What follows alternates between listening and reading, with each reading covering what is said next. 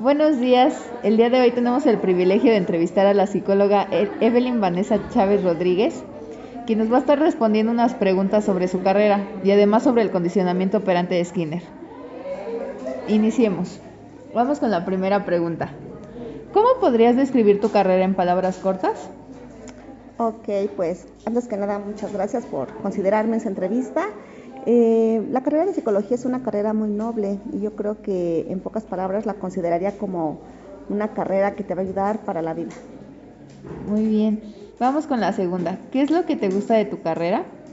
En realidad todo, o sea, como te comenté, no solamente te va a ayudar para tener un ingreso tal vez monetario, sino también para tu propia regularización de emociones e inclusive para guiar un poco más esa parte que a veces dejamos de lado como la guía de padres que se deja, pues aquí en la psicología es una parte que también nosotros abordamos. En, Algo que me agrada mucho es de que es un área que tiene muchas áreas más para poder desarrollarnos, porque podemos hablar de un área organizacional, de una empresa, del área de psicología social, psicología clínica, psicología educativa.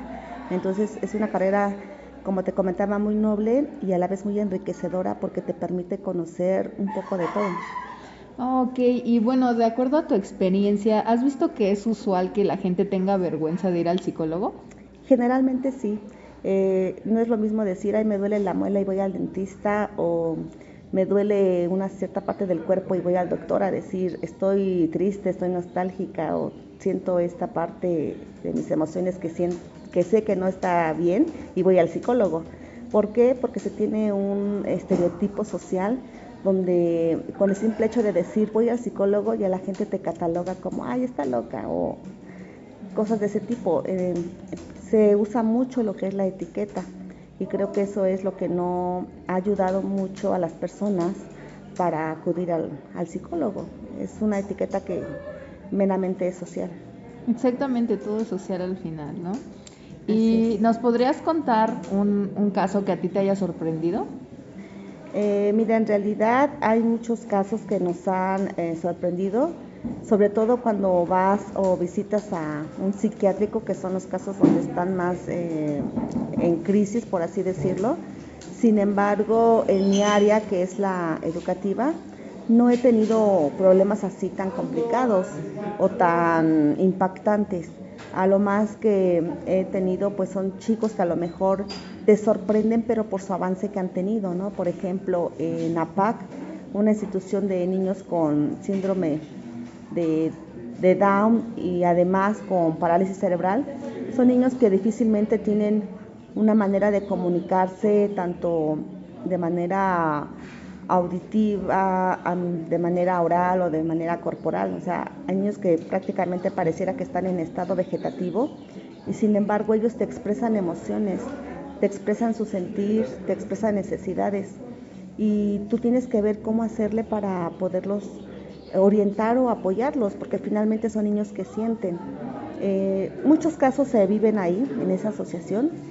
Te puedo decir que inclusive había pequeñitos que llegaban a pedirte a lo mejor que jugaras únicamente con ellos, pero ahí lo interesante no es el entender qué es lo que te quieren decir, sino además atender su necesidad y acoplarse a las necesidades que ellos tienen y ver el avance que ellos tienen, así sea el tomar una cuchara, por ejemplo, es un gran logro para esos pequeños. Qué padre, pues nos damos cuenta que te gusta muchísimo tu carrera, pero pues muchas gracias por haberme contestado estas preguntas. Vamos a ir a un breve comercial y pues regresamos con mi compañera Concepción Santiago Sánchez, que pues va a continuar con esta entrevista. Secadora, tenazas, daña mucho el cabello, ¿verdad? Yo necesito más que un acondicionador. Mucho más. Nuevo acondicionador diario 3-Minute Miracle de Pantene. Penetra en tu cabello para reparar hasta 3 meses de daño en solo 3 minutos. Tu cabello más suave y brillante, de adentro hacia afuera. Cámbiate a Pantene. Y notarás la diferencia. Pantene es mucho más que un acondicionador. Bueno, pues ya regresamos. y vamos a continuar con esta entrevista. Me presento, Eve, mi nombre es María Concepción Santiago Sánchez. Hola, Conchita, buenos días. Buenos días, y es un gusto de entrevistarte el día de hoy. El gusto es mío. Gracias. Empecemos. ¿Somos así por genética o por aprendizaje? Hay muchas teorías acerca precisamente de nuestra manera de ser, de nuestra personalidad básicamente, de si somos así por genética o por aprendizaje. Yo te podría decir que es un 50-50. En ocasiones hay personas donde predomina más la parte de aprendizaje, por ejemplo, que la parte genética. Y esto se basa mucho en los estudios de gemelos, por ejemplo, que han vivido en dos ambientes familiares totalmente distintos y al final pues adaptan las conductas o la manera de ser de la familia de crianza, no tanto de sus padres biológicos. Entonces, precisamente yo siento que parte de que los niños acudan a la escuela es eso, ¿no? Viene de sus orígenes, de que parte de lo que somos pues se da en la formación. Entonces yo le doy más peso a lo que es el aprendizaje que a la genética como tal. Ok, gracias. ¿Has utilizado los estímulos de premio y castigo en algún paciente? Sí, en el área educativa, desafortunada o afortunadamente, es muy frecuente que utilicemos los estímulos con los pequeñitos.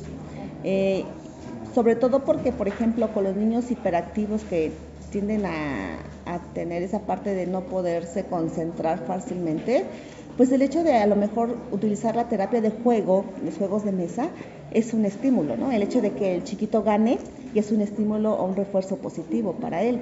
Y generalmente es lo que se trabaja en la psicología educativa. Te puedo decir que con los niños el 80-90% de las terapias van más dirigidas al paradigma conductista que retomar otro paradigma. Por ejemplo, la neurolingüística es un área que ahorita en un momento se le dio mucho auge. Sin embargo, los resultados, a pesar de que han sido como para periodos más largos, no han sido tan impactantes o tan pronto observables como lo es con el condicionamiento. Entonces, suena feo, pero pues de cierta manera con los chicos sí se utiliza mucho ese tipo de estímulos. Sí, bueno, gracias. Okay. ¿Qué consecuencias positivas tiene la teoría de Skinner? Consecuencias positivas en cualquier ámbito lo vas a poder encontrar, sobre todo cuando tú quieres hacer un cambio de conducta, que es la base fundamental del conductismo. El conductismo es más para el cambio de conductas. Entonces, cuando se va al psicólogo, lo que se quiere generalmente es cambiar una conducta, ¿no? Ya sea que a lo mejor el niño hiperactivo sea más concentrado en sus tareas o que tenga más tiempo para estar en un solo lugar, o el niño con déficit de atención que preste a lo mejor por periodos prolongados la atención. Entonces, para eso se requiere precisamente el reforzamiento y el condicionamiento. Hay otros casos, te puedo decir que no todos van para el área conductista, pero por ejemplo, inclusive con los adultos, ¿no? Cuando estamos, por ejemplo, no sé, las personas que tienden a morderse mucho las uñas, por ejemplo, y ya siendo adultas, pues se trabaja a través de un tratamiento que está planteado con los fundamentos del condicionamiento. ¿Y nos podrías platicar un poquito acerca de ese? Mira, por ejemplo, hay muchas causas acerca del problema de morderse las uñas, por ejemplo, pero una de ellas es precisamente la ansiedad. Entonces, el descubrir cuáles son los episodios que le producen ansiedad a un adulto o a un niño, el detectar específicamente, pues viene con pruebas literalmente de personalidad, ¿no? Ahí vas a detectar muchas causas. También se les hace pruebas estandarizadas ya para determinar si es ansiedad y el nivel o el grado de ansiedad que se tiene. Ya que tengas esos datos, pues obviamente viene el tratamiento. El tratamiento, como te digo, en estos casos se utiliza mucho lo que es el condicionamiento. Es uno de los ejemplos clásicos, ¿no?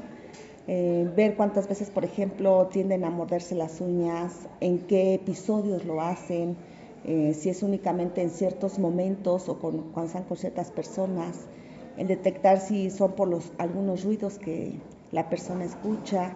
Hay muchas causas, entonces una vez ya detectando la causa, se aplica lo que es el condicionamiento operante. ¿A través de qué? Pues ya sea de ir inhibiendo ese estímulo que le provoca la ansiedad, se llama encadenamiento de conductas. Entonces vas ya sea quitando el refuerzo de a lo mejor el evento que le produce esa ansiedad, pero al mismo tiempo quitando la conducta de morderse las uñas, o al revés, puedes ir aplicando un estímulo para que al momento de que el individuo tenga la necesidad de llevarse las uñas a la boca, pues ese refuerzo que tú estás aplicando, que puede ser un refuerzo negativo, o sea, que se conoce como castigo, eso poco a poco lo vaya asimilando y vaya evitando a que nuevamente lleve las uñas a la boca. No sé, a lo mejor el hecho de escuchar el sonido que no soporta, por ejemplo, al momento de llevarse las uñas a la boca, pues va a provocar de que poco a poco esa conducta se vaya inhibiendo. Ok. Bueno, muchas gracias. Ahora te dejo con mi compañera Aileen. Ok. Y pues bueno, regresando, nuevamente gracias y continuamos con las preguntas. Mi nombre es Aileen Ortega Ramos y pues muchas gracias por contestarnos este reportaje. Y pues, ¿cuál es el objeto del modelo de Skinner? El objeto del modelo de Skinner, pues básicamente es, como ya les había comentado, el cambiar conductas y como al ser una conducta tiene que ser eventos que son observables, que son medibles, que son cuantificables. Eso requiere mucho de conductas que se puedan vivenciar, que tú puedas ver, no que te cuente el chico o el paciente de, ay, recuerda que alguna vez, no, es que en ese momento tú lo estés viendo. Por eso, generalmente cuando acuden a una terapia con esta corte o con esta línea del conductismo, desde que ingresas tú al consultorio, ya el psicólogo te está analizando, ¿no? Te está viendo la manera, a lo mejor en cómo te diriges, la manera en cómo fluyen tus conversaciones, los ademanes que haces, tu vestimenta, todo lo que tú portas, la manera en que tú te conduces, todo va a estar analizado desde la primera cita con tu psicólogo. ¿Por qué? Porque son conductas observables y eso, la primera, es como con el novio, la primera visita es la que nos va a dar la mayor cantidad de información y la más valiosa que vamos a tener para las subsecuentes. Sobre todo determinar el tratamiento, diagnosticar en sí cuál es la situación. Y bueno, también es importante rescatar que aunque el psicólogo detecte que a lo mejor hay, no sé, 5 o 6 cosas que se debiera de mejorar en la parte conductual, si el paciente únicamente dice es que yo nada más vengo por esta situación, se debe de respetar y únicamente se debe hacer el cambio en lo que el paciente está solicitando. Bueno, y la siguiente, ¿cuáles son las aportaciones de Skinner a la psicología?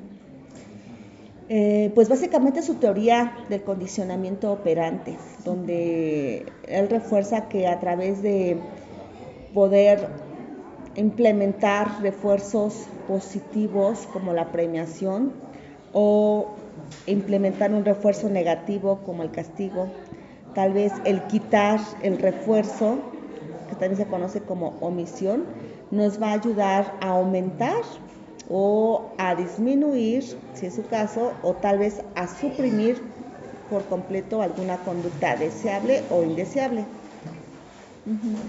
Bueno, la siguiente, ¿en qué consiste el condicionamiento clásico?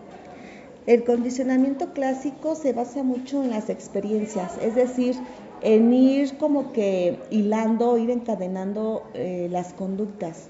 Por ejemplo, después de estudiar, mi hijo tiene que levantar sus útiles escolares y después de eso tiene que limpiar su área de estudio. Entonces, el condicionamiento clásico tiene que ver precisamente con eso, como que el ir hilando o ir encadenando las conductas.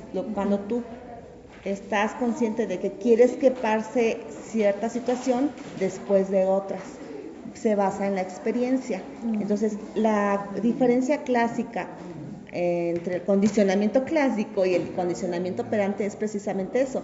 En el condicionamiento clásico se van encadenando conductas, mientras que en el condicionamiento operante son conductas aisladas, que se refuerzan o se suprimen. Okay. Bueno, y por último, ¿cómo te gusta llevar a cabo tus estrategias de aprendizaje con tus pacientes? Cada paciente es diferente, cada paciente tiene una necesidad en específico y las estrategias de aprendizaje deben de estar basadas en las necesidades del paciente. Entonces, el tratamiento se va a delimitar a partir de el diagnóstico que tú ya hayas realizado, a partir de todo el estudio o de toda la información que recabaste de primera instancia. Recordemos que para poder asistir a terapia no solamente se retoma la parte de las pruebas o las baterías que tú aplicas, sino que también vienen entrevistas que van a complementar la información para poder dar el mejor tratamiento posible. Entonces, las estrategias de aprendizaje, ¿cómo las vas a implementar? Pues en ocasiones no van a ser tal cuales o tan fieles. Yo puedo tener una estrategia de aprendizaje con un pequeñito que a lo mejor se le dificulta la lectura, por ejemplo, o que tiene cierto problema para comprender la lectura, y esa estrategia no va a ser la misma, aunque tenga el mismo problema otro pequeñito, pero a lo mejor el nivel de comprensión de la lectura que tiene uno y que tiene otro va a ser totalmente diferente. Entonces voy a partir de lo que estoy observando, de lo que tienen, y de eso voy a empezar a diseñar mis propias estrategias de aprendizaje. Puedo retomar la misma estrategia, pero en diferente nivel o con algunas variantes. Okay. Bueno, pues es todo y muchas gracias. Nuevamente fue un placer tenerte aquí con nosotros y pues hasta pronto. Al contrario, el gusto es mío. Hasta luego, chicas.